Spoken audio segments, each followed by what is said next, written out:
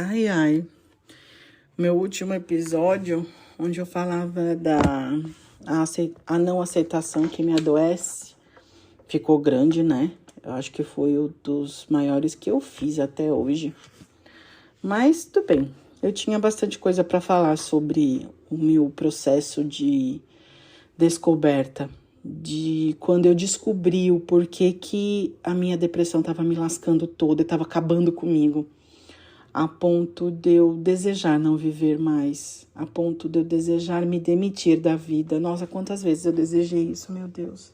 E eu nunca tive coragem de tentar suicídio, mas eu desejei muitas vezes morrer.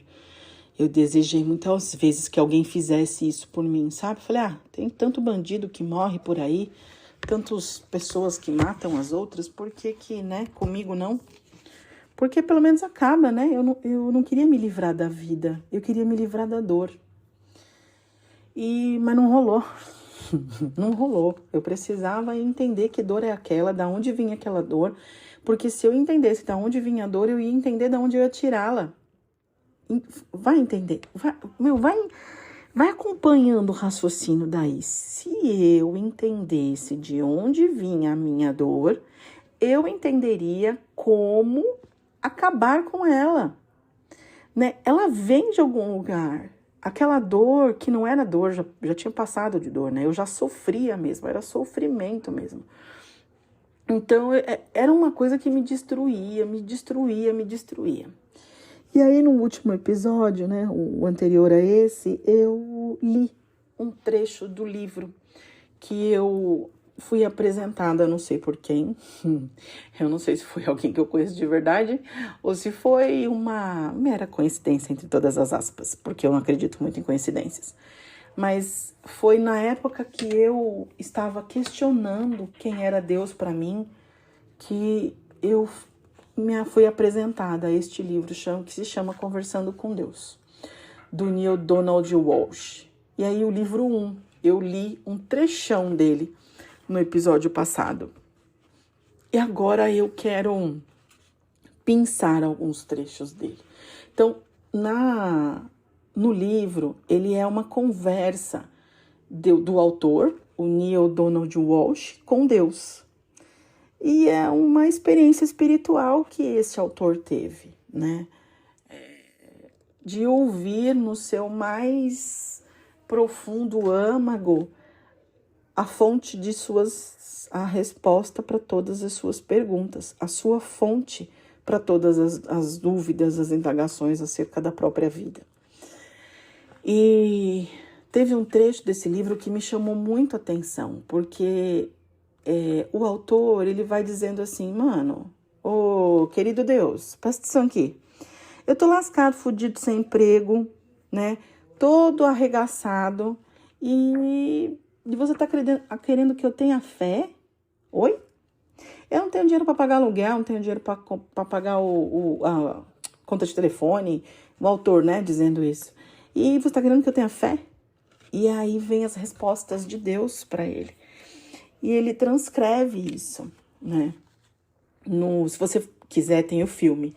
O filme é bem legal também, Conversando com Deus. Se você puder, veja. É bem interessante, mas melhor ainda, mais completo ainda, são os livros. São 3 livros. E 3 livros muito, muito bons. E o trecho que eu li estava dizendo exatamente disso. Então, ele falava para Deus da indignação dele com todos os problemas que ele vivia. Ele dizia para Deus, eu tenho que ter acesso ao material, né? Eu tenho que ter acesso às coisas boas dessa vida para que eu viva bem, para que eu viva com dignidade e tudo mais. E as coisas que eu desejo não acontecem. Eu desejei muitas vezes isso, desejei aquilo outro. E aí ele fala, eu estou sem emprego agora, né? E Deus fala para ele assim, aqui no livro, que a gente é movido pela nossa real intenção, pela nossa intenção mais profunda. E ele vai falando disso, vai desenhando isso junto com ele. E aí tem um trecho que eu vou reler, abre aspas, é o autor falando, ótimo. porque eu não acredito que eu possa ter tudo o que eu pedir. Em minha vida não tem sido assim. De fato, raramente os meus pedidos são atendidos. Quando isso acontece, acho que foi uma sorte danada. Aí Deus responde para ele. Essa é uma escolha de palavras interessante. Parece que você tem uma opção. Em sua vida pode ter uma sorte danada ou uma sorte abençoada. Eu preferia que tivesse uma sorte abençoada, mas é claro que nunca interferirei com as suas decisões. Eu lhe digo que você sempre tem aquilo que cria e está sempre criando. Eu não julgo aquilo que você cria, simplesmente lhe dou o poder de criar mais, sempre mais. Se você não gostar do que acabou de criar, escolha novamente. Meu dever como Deus é dar-lhe sempre essa oportunidade. Agora você está me dizendo que nem sempre teve o que quis, mas eu estou aqui para lhe dizer que sempre foi o que escolheu. Sua vida é sempre um resultado de seus pensamentos em relação a ela. Inclusive seu pensamento obviamente criativo de que raramente tem o que quer. Agora você se vê como uma vítima da situação de perder o seu emprego. Contudo, a verdade é que não mais escolheu esse emprego. Vai vendo, gente? Contudo, a verdade é que não mais escolheu esse emprego. Parou de acordar de manhã antegozando o dia e começou a acordar com medo. Parou de se sentir feliz com seu trabalho e começou a não gostar mais do que fazia. Até mesmo começou a fantasiar que tinha outra atividade. Você acha que isso não significa nada? Não entende bem o seu poder. Eu lhe digo que a sua vida resulta das suas intenções em relação a ela. Fecho aspas aqui. Quando eu li esse trecho, o trecho todo me chama muito, o livro todo, os 3 livros, eles me coisaram, me deixaram coisada. Mas esse trecho teve um destaque especial na época para mim. Por quê? Porque eu não percebia o que tinha por detrás da minha intenção. Sabe a intenção mais genuína, aquela que está mais lá dentro, que você cavoca e que você às vezes nem quer que ela exista, e você acaba botando máscaras e paetês e sei lá o que em cima dela para tentar dar uma mascarada nela. Eu percebi que eu vivia muito assim. Eu tinha muitos episódios desse na minha vida. A minha intenção, às vezes, era dizer não, e eu dizia sim. Era não ir, mas eu ia. Era não fazer, mas eu fazia. Era não tolerar, mas eu tolerava. A minha intenção, muitas vezes, era enfrentar, e eu não enfrentava.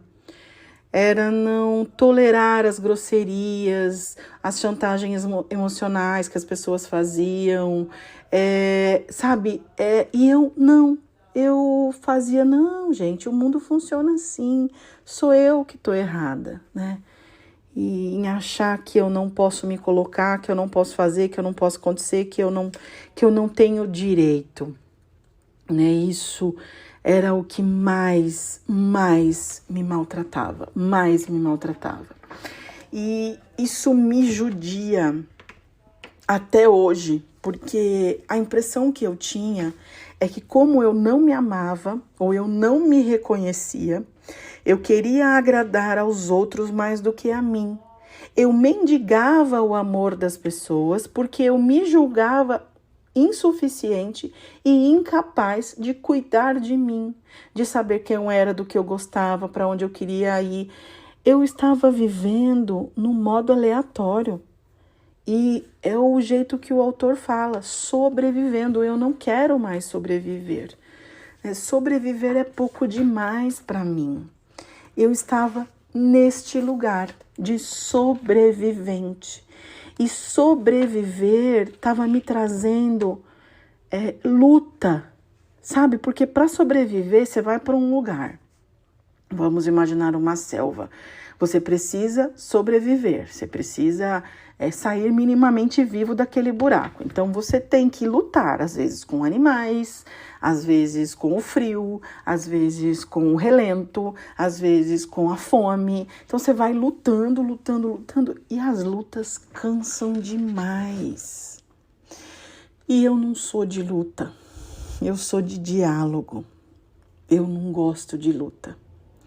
Então, eu fui descobrindo isto, que a minha pegada era dialogar com a vida, entender o que ela estava querendo me ensinar, para que eu aprendesse e aquilo não fosse motivo de sofrimento para mim, para que eu entendesse como a vida funciona e muitas vezes aceitar que as coisas são o que são e não há nada que eu possa fazer a esse respeito.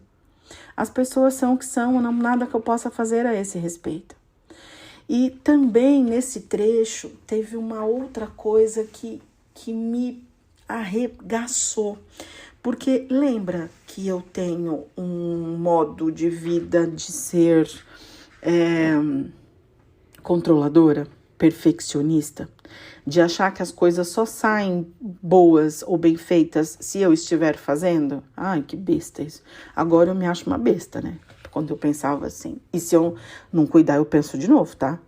Não tá, a coisa não tá 100% resolvida. Não tá não. Não tá não. Porque são muitos anos, muitas décadas deste jeito. Os meus caminhos neuronais, eles estão bastante solidificados com relação ao velho hábito de achar que eu sou boa, que só eu sei fazer, que as coisas só saem bem feitas se eu colocar a mão e estrelar tudo. Então, para eu formar uma nova cadeia de hábitos, né, de aprender uma nova cadeia de hábitos, precisa de algum tempo, de consistência, de persistência. Então, eu fui cuidando de fazer isso e vou cuidando todos os dias, hoje com muito mais consciência do que antes. Mas, nesse trecho, voltando lá para o trecho, a preocupação do autor, que tinha perdido o emprego, era em dar uma vida digna para os filhos dele, para a esposa dele e tudo mais, né? De dar segurança, porque ele dizia que estava à beira da falência, que não conseguia entregar conforto material para a família dele, coisa e tal e coisa, e pará. E aí, Deus vai conversando com ele aqui no livro e chama a atenção dele muitas vezes, dizendo que o trabalho que a gente tem é tornar as pessoas independentes. Quanto mais as pessoas forem dependentes de você, ou, vou inverter, quanto mais as pessoas forem dependentes de mim, pior para elas e, consequentemente, para mim. Porque eu não estou dando conta nem de mim. Como? Não, agora vamos analisar, presta atenção. Vamos fazer uma coisa honesta aqui, vai? Vamos brincar de sem máscaras. Vamos tirar a máscara aqui. Como que uma pessoa eu, tá? Como que uma pessoa lascada como tava, depressiva, com medo de viver, sem Deus na vida, desejando morrer, desejando isso, desejando aquilo, só enxergava coisa ruim, não conseguia ser grata por nada, não conseguia ver nada de bom na vida. Como que uma pessoa dessa pode se achar perfeita? Fala pra mim. Só me fala onde que essa pessoa pode se achar perfeita. Da onde essa pessoa tirou isso? Essa pessoa eu. Da onde? Isso eu ainda não descobri, tá? Eu não sei de onde que eu tirei isso. Será que é uma máscara? Será que era um jeito de se proteger, de proteger? Porque, de verdade, como é que você vai cuidar da vida do outro? Que você quer resolver a vida do outro se você tá toda lascada, toda futricada, deprimida, toda fodida na vida, e você tá querendo resolver a vida do outro. Presta atenção, pessoa bonita, presta atenção. E aí, voltando lá pro livro, o autor, lá no A Conversa de Deus com o Autor, tem um trecho que ele vai dizendo assim, ó, abre aspas, o verdadeiro mestre não é aquele que tem mais discípulos, mas aquele que forma mais mestres. O verdadeiro líder não é aquele que tem mais seguidores, mas aquele que forma mais líderes. Gente, olha a beleza disso. O verdadeiro rei não é aquele que tem mais súditos, mas aquele que confere dignidade real a mais pessoas. O verdadeiro professor não é aquele que tem mais conhecimento, mas aquele que o transmite a mais para os seus alunos. E o verdadeiro Deus não é aquele que tem mais servos, mas aquele que serve mais, tornando assim deuses todas as outras pessoas, porque o objetivo e a glória de Deus é que os seus servos não sejam mais servos e que todos saibam que ele não é inatingível, mas inevitável.